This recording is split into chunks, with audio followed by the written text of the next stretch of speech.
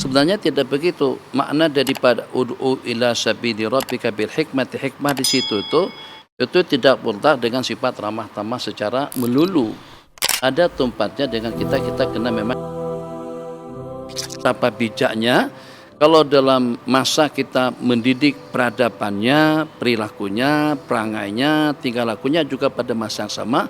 Di sana ada sentuhan-sentuhan tentang ilmu, masukan-masukan tentang dunia tarbiyah wa ta'lim. Jadi kita berarti dapat dengan istilah yang kita istilahkan dua dalam satu. Masya Allah. Tuh terlebih dahulu. Oke.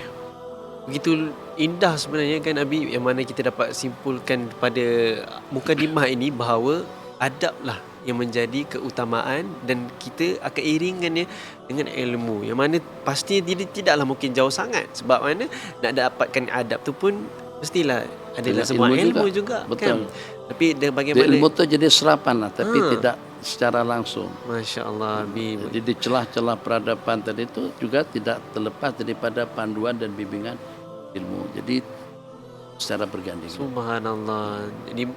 Jadi Abu Aidan sebenarnya meminta, mohon, kalau Abi buat salah ke, Abi tegur je lah ya.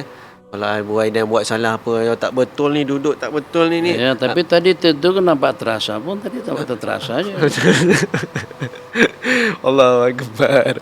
Okey, baik, dah mula nak tembak-tembak ya Abi ya. Tapi insya-Allah kita nak teruskan perbincangan, sebab malam ini memang satu benda cukup penting sebenarnya bagi saya, kerana kita beradab dengan ilmu. Ramai orang yang berilmu, cuma persoalannya mungkin tak ramai yang beradab. Kan, apatah lagi kalau kita yang adanya pelbagai sijil kot kan, ada yang wah ni ada ijazah ini, ada sarjana itu, ada sebagainya, tapi namun sikapnya kita dalam dunia ni tak nampak ramai orang yang sopan santun.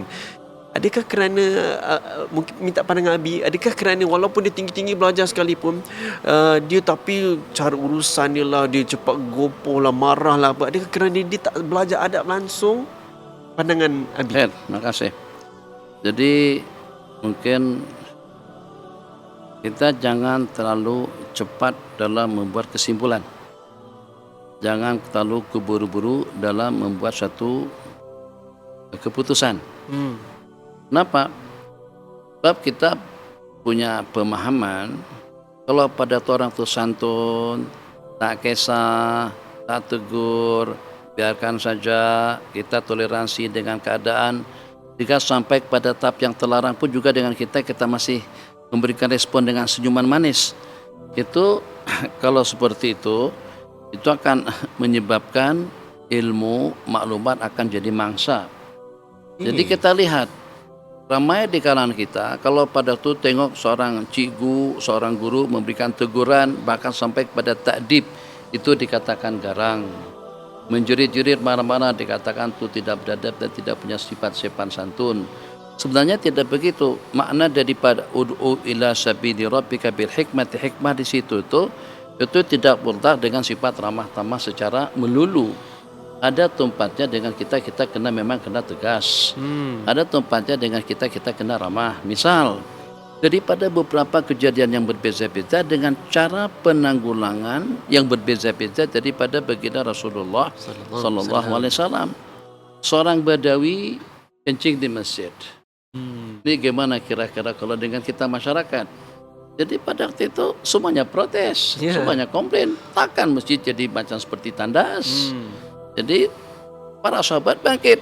Ternyata hanya dengan baginda saja yang menyabari mereka agar dengan Arabi, orang Badawi tadi itu kencing sampai habis. Setelah habis, Nabi kita perintahkan para sahabat, qala sabbu alaihi dhanuban min ma. Tolong ambil satu jug air dan tuangkan ke atasnya. Setelah selesai, Masya Allah tabarakallah, selesai air dituangkan, Arabi tadi itu pun mengambil air wudu dan salat. Pada masa salatnya atau langsung saja berdoa, ternyata Arabi itu berdoa seperti ini, Allahumma arhamni wa Muhammada wa la tusyrik atau wa la tarham ma'ana ahada. Ya Allah, berikan aku rahmat dengan Nabi Muhammad saja, jangan kau berikan rahmat kepada sesiapa saja. Maksudnya pada hang dipa ni tak payah bagi rahmat. Cukup aku dengan Rasulullah sallallahu alaihi wasallam. Kenapa? Nabi kita bersabda laqad hajjarta wasi'an. Kamu telah membatasi satu benda yang luas, rahmat Allah itu luas sangat. Kenapa setakat aku dengan hang saja, aku dengan Hawa saja yang patut untuk mendapatkan rahmat. Orang namanya pun juga patut untuk mendapatkan rahmat. Karena terlampau terkesannya cara baginda dalam menanggulangi kes yang seperti itu. Tapi pada saat dengan Sayyidina Usama bin Zaid, laporan yang sampai kepada baginda, ternyata dengan Sayyidina Usama membunuh seseorang selepas mengucapkan kalimat La ilaha illallah. Jadi Nabi kita dengan nada yang keras, bukan, ya awak bunuh ke? Allah. Ya Allah, mana boleh macam tu. Tak ada. Nabi kita dengan tegasnya. Jadi ketegasan pada tempatnya itulah adab. Keramah taman pada waktunya itulah adab. Jadi kita kadang-kadang agak celaru.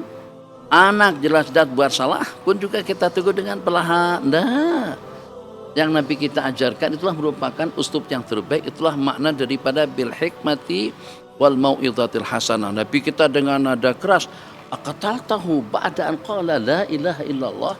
Kau bunuh dia selepas dia mengucapkan 2 kalimat syahadat.